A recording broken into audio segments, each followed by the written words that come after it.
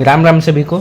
कभी शिवसेना टूट जाती है, कभी एनसीपी के दो हिस्से हो जाते हैं, कभी टीएमसी के नेता पार्टी छोड़ देते हैं, कभी कांग्रेस के विधायक गायब हो जाते हैं और हर बार जनता टीवी के सामने बैठकर एक ही सवाल पूछती है, हमने वोट किसे दिया था? उस इंसान को, उस पार्टी को, उस विचारधारा को, या सिर्फ सत्ता के इस खेल में इस्तेमाल होने के लिए?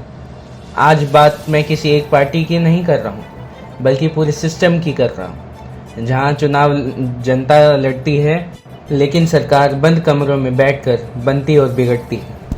आप वोट डालते हैं तो ईवीएम पर सिर्फ एक चेहरा नहीं होता, आप उम्मीदवार को देखते हैं लेकिन साथ ही पार्टी के चुनावी चिन्ह को भी देखते हैं। आप सोचते हैं कि पार्टी किस विचारधारा की है, इसका नेता कैसा है, इसके पिछले काम कैसे रहे हैं, मतलब साफ है।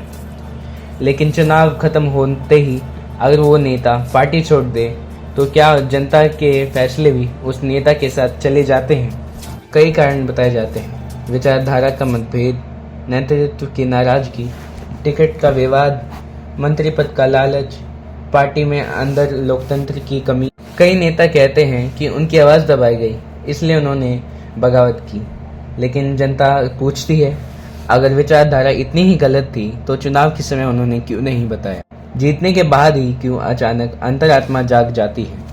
भारत ने एक नया शब्द सीखा है, रिजॉर्ट पॉलिटिक्स। विधायकों को होटल में रखा जाता है, फ़ोन को सीमित कर दिया जाता है, मीडिया बाहर इंतज़ार करती रहती है और जनता टीवी पर बैठकर हेडलाइंस पढ़ती रहती है। कितने विधायक किसके साथ? सरकार बनेगी या बिखरेगी? लेकिन इस पूरे खेल में सबसे कम किसको दिखाया जाता है? मतदाता को। 1985 में भारत में एंटी डिफेक्शन लॉ लाया गया। मकसद था खरीद रोकना और राजनीतिक स्थिरता बनाए रखना। अगर कोई विधायक पार्टी छोड़ देता है तो उसकी सदस्यता जा सकती है, लेकिन राजनीति में नियमों के साथ रास्ते भी खोज लिए जाते हैं। कभी बड़े समूह में टूट जाते हैं, कभी स्पीकर के फैसले, कभी कानूनी लड़ाई, और महीनों तक ये तय नहीं हो पाता कि असली पार्टी कौन सी है। नेता नई पार्टी में चले जाते हैं, सरकार बदल जाती है, मंत्री पद भी मिल जाते हैं, लेकिन सबसे बड़ा नुकसान किसे होता है?